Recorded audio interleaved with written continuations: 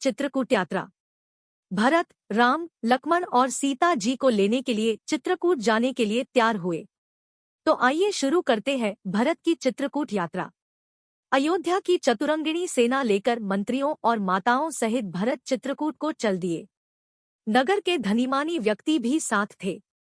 सेना के चलने से सूने मार्ग कोलाहल से भर गए और आकाश में इतनी धूल छा गई कि सूरज तारे की भांति टिमटिमाने लगा।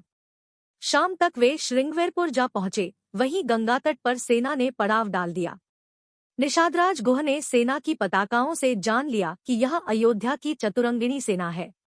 उसने अपने साथियों से कहा कि मालूम होता है कि भरत के ऊपर अब राजमत सवार हो गया है।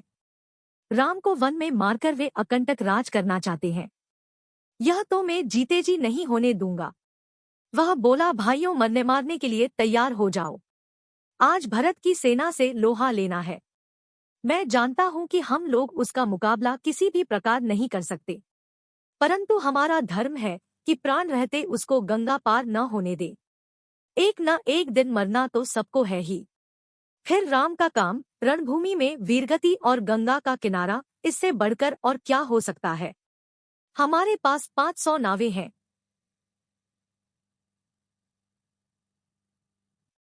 हर नाव में 100 सैनिक बैठ जाएं और नाके घेर ले।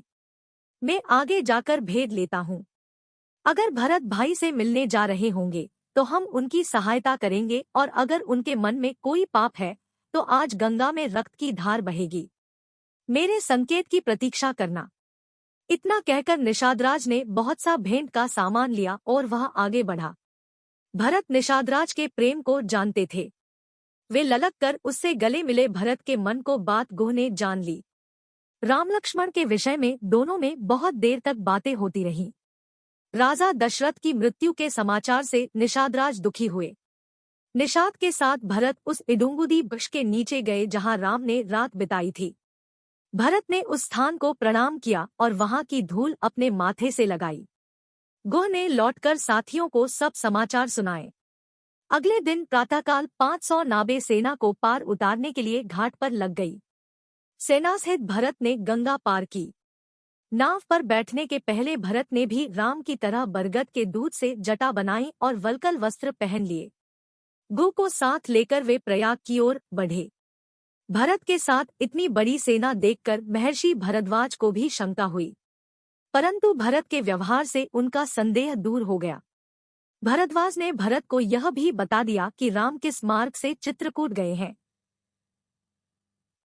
वह रात भरत ने भरद्वाज आश्रम में ही बिताई। रात काल होते ही भरत का दल चित्रकूट के लिए चल पड़ा। चलते चलते चित्रकूट पर्वत उन्हें दिखाई दिया। सारा वन प्रदेश कोलाहल से भर गया। वन के जीव जंतु, पशु पक्षी इधर उधर भागने लगे। कुछ दूरी पर धुआं उठते देख गुह ने अनुमान लगाया कि वहीं कहीं राम की कुटी होगी। इधर राम को भी आकाश में धूल उड़ती दिखाई दी। पशु पक्षी भी भाग रहे थे। अब कुछ कुछ कोलाहल भी समीप आता सुनाई पड़ने लगा। राम ने लक्ष्मण से कहा, भाई, ऊंचे वृक्ष पर चढ़कर देखो तो क्या बात है। लक्ष्मण ने चढ़कर देखा। दूर पर चतुरंगिणी सेना आ रही है। उन्होंने पताकाएं देखकर जान लिया कि अयोध्या की सेना है। वे बोले, आर्य, जानकी माता को सुरक्षित स्थान में पहुंचाकर धनुष बाण उठाइए। मालूम पड़ता है भरत हमको वन में भी नहीं रहने देगा। आज मैं सबका बदला लूंगा।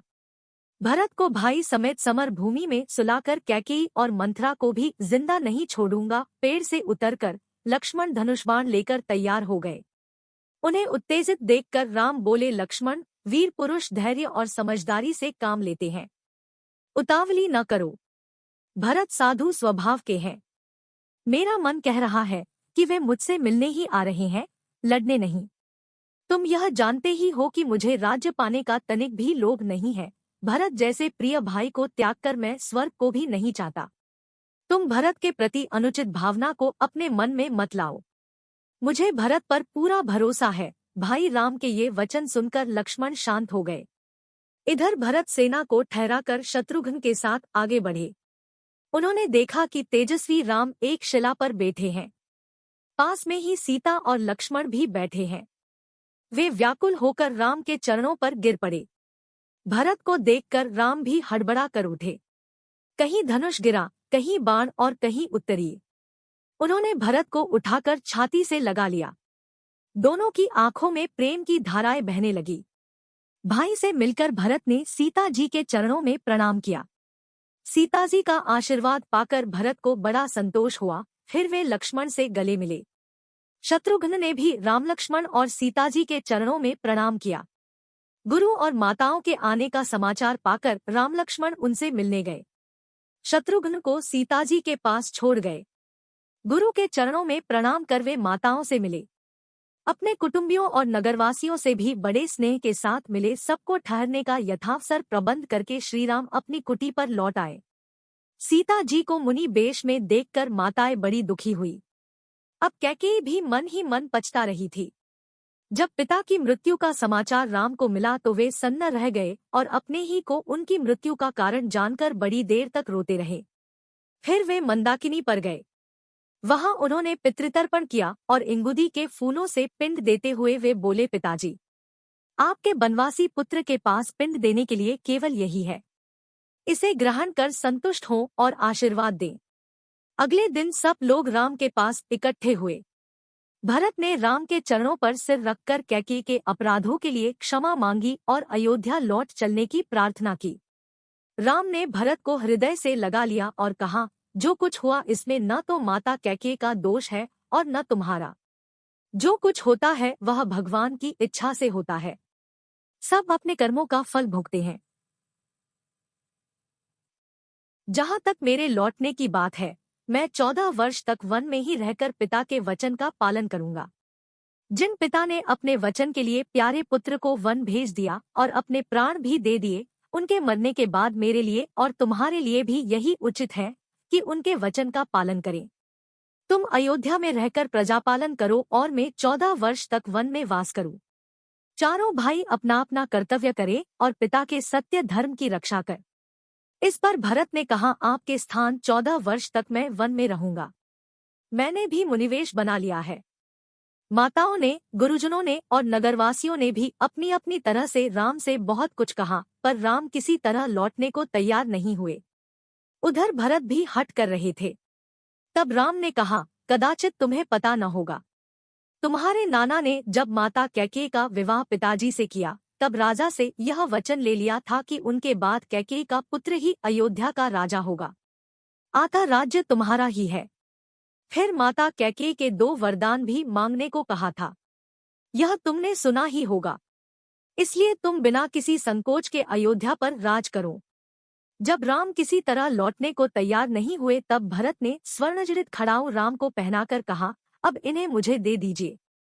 14 वर्ष तक इनका ही राज रहेगा। इनकी आज्ञा से ही मैं राजकाज चलाऊंगा। अगर 14 वर्ष बीतने पर आप न आएंगे तो अगले दिन ही मैं आग में जलकर प्राण दे दूंगा। राम की खड़ाऊ लेकर भरत ने सिर से लगा ली। राम ने भरत से कहा, नीतिपूर्वक प्रजा का पालन करना, प्रजा को सुखी रखना राजा का सबसे पहला कर्तव्य है। सब माताओं से समान व्यवहार करना। माँ कैकेयी को भी किसी तरह दुख न देना। तुमको मेरी और सीता की सौगंध है। गुरुजनों और माताओं को प्रणाम कर उन्होंने सबकी ओर आंखों में आंसू भरकर देखा। इस तरह भरत को विदा करके राम कुटी में लौट आए। समाज सहित भरत अयोध्या को लौट चले। राम की चरण पादुकाओं को एक सुसज्जित हाथी पर सिंहासन में स्थापित कर वे अयोध्या को चल पड़े। 4 दिन की यात्रा कर वे अयोध्या पहुंचे। राम की खड़ाओं को उन्होंने राज सिंहासन पर स्थापित किया। मंत्रियों को उन्होंने राजकाज सौंपकर कहा कि राम की इन चरण पादुकाओं का ही शासन रहेगा। आप लोग यलपूर्वक ऐसे काम करें जिससे प्रजा में सुख समृद्धि बढ़े। माताओं को देखभाल के लिए उन्होंने शत्रुघ्न को हिदायतें दे दी। अयोध्या का सब प्रबंध करके भरत नगर के बाहर नंदीग्राम में मुनिवेश बनाकर रहने लगे। वहीं से वे आवश्यक देखभाल करते। भरत के चले जाने के बाद राम लक्ष्मण और सीता मंदाकिनी नदी के किनारे किनारे दक्षिण की ओर बढ़े और अंत्री ऋषि के आश्रम में पहुंचे। इन तीनों ने ऋषि को प्रणाम किया। ऋषि ने भी उनको संतान की तरह अपनाया। उनकी पत्नी भगवती अनसुया तपस्या और पतिव्रत धर्म के लिए प्रसिद्ध थी। सीताजी ने आश्रम के भीतर जाकर उनके चरण छुए। अनसुया ने पुत्रवधू की भांति उनसे प्यार किया। सती अनसुया ने सीताजी को पतिसेवा का उपदेश दिया। सीताजी की पतिसेवा से प्रसन्न होकर कुछ मांगने को भी उन्होंने कहा। सीताजी बोली, आपकी दया से मुझे सब कुछ मिला है, अब क्या मांगू। इस उत्तर से अनसुया प्रसन्न हुई और उन्होंने सीताजी को दिव्य माला, दिव्य वस्त्र और आभूषण देकर कहा कि ये न तो कभी मैले होंगे और न कभी नष्ट होंगे। सीताजी ने उन्हें ग्रहण किया। रात को उसी आश्रम में उन्होंने विश्राम किया। तो ऐसी थी भरत की चित्रकूट यात्रा। बाकी की कहानी अगले भाग में। वीडियो देखने के लिए आपका शुक्रिया। वीडियो अच्छी लगी हो तो लाइक और शेयर करें। हमारे चैनल को सब्सक्राइब करना न भूले और बेल आइकॉन प्रेस करें ताकि ऐसे और वीडियो का नोटिफिकेशन आपको मिलता रहे।